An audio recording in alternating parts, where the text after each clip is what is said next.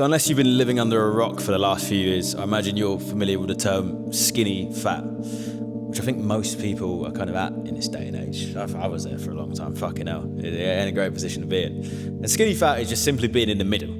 No clear phase. Not actually picking a side and sticking with it. And really it's because no one actually knows where to start. No one tells you. Everyone's saying bulk for fucking 6 months, it's winter. Cut here, do this, do that. It's all confusing. But no one understands the rationale and the reasoning why people stay skinny fat. It's a mindset. And the reason why I'm going to break it down right now. Because no one commits to a phase for long enough because they're not actually willing to get uncomfortable. For example, someone starts from a skinny fat physique and they try and bulk up. And it's all going great for 3 months. But then they start to put on a little bit of body fat and can't see my abs anymore now. Not very happy. Probably should lose some body fat. So I'll go into a cut. But then they go into a cut. And then they start doing that. But then they start getting really hungry because they drop their calories to 2,000 from the get-go and they start plateauing and they're like, fuck. Now I'm really hungry, I'm getting really angry all the time, I'm not enjoying this. I'm just gonna go back to a bulk. And what is it? Yo-yo. But you're getting nowhere fast. Nothing's really going on. This is the mistake everyone makes. I've made it. Every client I have comes to me and they've been in that situation. And it's because they do not understand how you actually get rid of this whole skinny fat physique once and for all. So let's just talk about the science behind it really, really simply. There is a certain point in your physique journey where anabolism, muscle growth, becomes impaired, right? And that's where you get to around 17 to 18% body fat. Any more, 19, 20. This is where the estrogenic effect of body fat comes in. You have to understand you're not anabolic when you've got loads of body fat. Your body's not gonna put on loads of muscle, it's gonna spill over. The carbohydrates that you use will eventually just kind of be stored as fat as opposed to being used as glucose. There'll be a lot of spillover. You're going to be gaining more fat when you are gaining size and muscle. And the reason why this happens, by the way, is because people are romanticizing the weight goal. They don't track strength, they track weight. The scale's going up, get in, I'm bulking, I'm getting big. Yeah, they're just gaining fat and they don't realize it until they cut and it's now gone 6 months and you just got back to the same physique.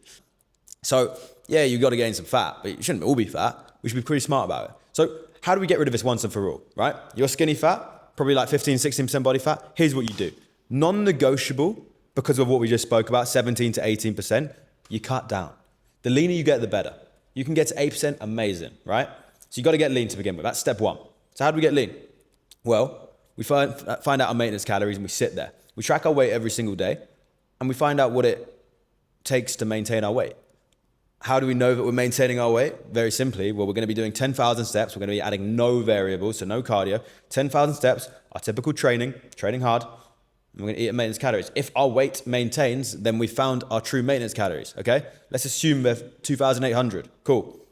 Let's go into a deficit now. Let's do 2,600, and let's throw in some cardio as another variable. We're going to do 4 by 20 minutes, okay? 4 sessions of Stairmaster, after our 4 training days, okay? So you're gonna do upper lower 4 times a week, for example, and after each session, you're gonna go on a Stairmaster for 20 minutes. You're gonna do zone 2, because that's the best way to do cardio, low intensity, steady state.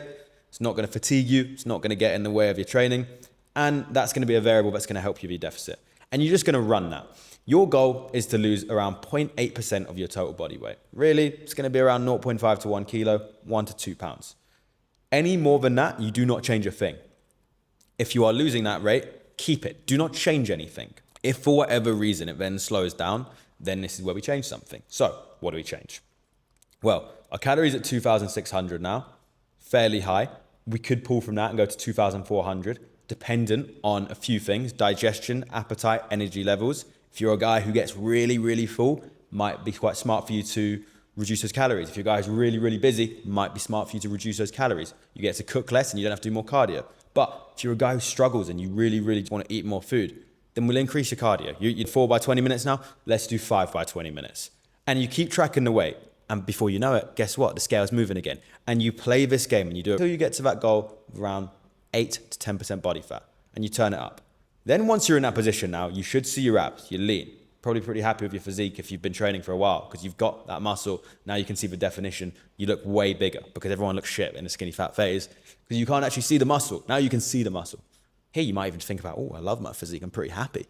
So that's a great position to be in. Now what do you want to do here? So now you're, let's say, 10% body fat. Now we've got a very good runway. Why? Because we said that 18%, 19%, 20%, That's the upper end. That's where we're going to have to call it a day with the bulk. So our goal is now to stay in a surplus for as long as possible without reaching that target, right? What is a surplus? A surplus is really, really simple. A surplus is just basically where you have more food in your body so you can grow more muscle because your recovery capabilities are heightened and they're sped up, basically. Understand, though, that you can still build muscle in a deficit. If your training is excellent, if you are really, really focusing on improving your training, slowing things down, and really, really trying to recruit the muscle fibers, you will grow regardless. And that's the key prerequisite, which is why with my clients and myself, before going into a surplus, it's all about form clips, about technique reinforcement, because we can add food in, right? But if your training's not there, you're not squeezing the juice out of the lemon that is training, right? You'll grow far more sitting at maintenance or in a deficit, perfecting your training and not gaining any fat. And then once your training is perfect, then go into surplus. So what I would do is I would stay at that 10% body fat. I would stay there for a while and I would perfect your training. And what I would do is I'd track your lifts, I'd record my sets, and I'd make sure that I'm not just doing this with the chest movements. I'd watch the bodybuilders. I'd learn from them. I'd watch how they perform the movements and I'd try and replicate that myself. And I get really, really good at training. I get mind to muscle connection. And consequently, you'll grow bigger. Then once you have those habits and you have your training plan that work for you and you're getting really strong and you're getting good, you're going to grow more muscle. Now we got to turn up the fuel a little bit. We got to turn on the jets. That's where the surplus comes in. So what the surplus does now is allows you to recover quicker and give you more energy so you can start to push some big weight. And when you do that with proper training, and I mean proper training, right? No one really trains proper. Slow. Leave the ego at the door. Fuck the weight. No one cares about the weight. 6 seconds down. Spending time in that length position. Slow, controlled. Once you do that, you're going to grow so much more muscle. So now we turn on the jets. We add some food in, particularly carbohydrates, protein and fats. They say is a constant calorie deficit or what. We increase carbohydrate, which means more glycogen uptake, which means more progress, more energy, which means you can lift more. And now you're cooking on gas. So now the goal is, right, we're trying to put on lean tissue.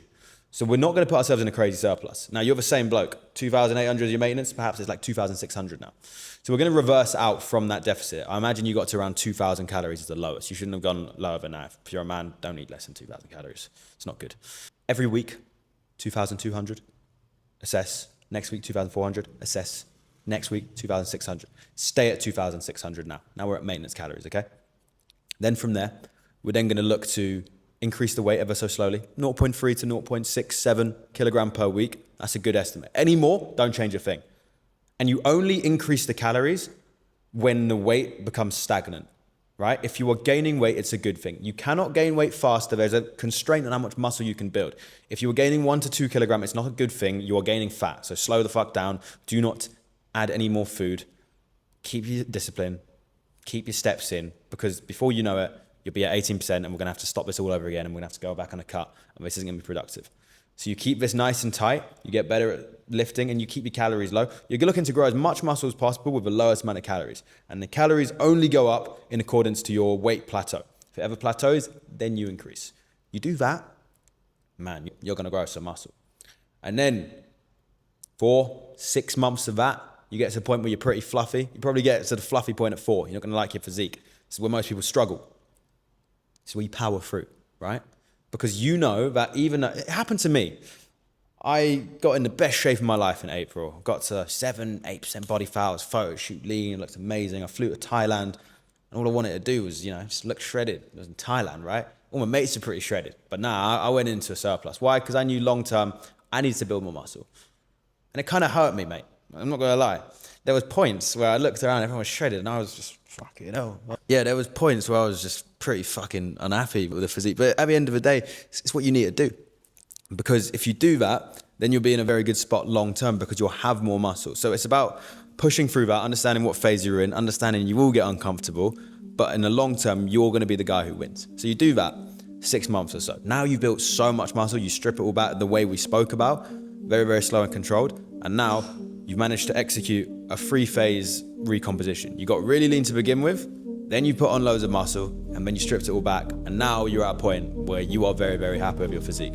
Depending on how many years you've been training, you might need to do that a couple of times. But if you follow that exact process, which takes around a year, you will break the skinny fat cycle for sure. Now, I know that's a lot of information. I know that might be confusing. So if you do want any help structuring this and you want to understand how to track everything the way I do, my clients do, I've got a link in my bio. There's a 7-day free trial to my app. We have everything from training plans, tracking your nutrition, tracking your daily expenditure, your steps, your weights, everything on there. Check out the trial below. That's exactly how I track everything. It's exactly how I changed my physique in the space of 1 year. That's all from me today. See you on the next one.